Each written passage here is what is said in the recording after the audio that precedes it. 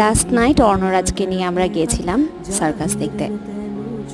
অনেক দিন মন ভালো নেই অনেক কিছু কারণের জন্য, সেসব কারণের কথা আর এখন বলছি না।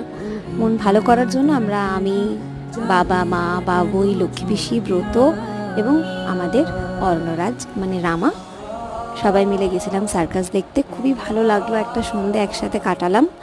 অনেক অনেক অভিজ্ঞতা হলো। ছেলেকে বাইরে নিয়ে গেলে কি করা উচিত, কি করা উচিত না, কতটা প্রোটেকশন নিয়ে যাওয়া উচিত, কতটা নিয়ে যাওয়া উচিত না। আর বেশ সন্ধ্যাটা ভালো কাটলো এবং সার্কাসটা ছোট হলেও বাট ভালো লেগেছে, খারাপ লাগেনি। আর যেখানে আমার বোন বা বাবুই সঙ্গে থাকে সেই জায়গাটাই ভীষণ মজাদার হয়ে ওঠে।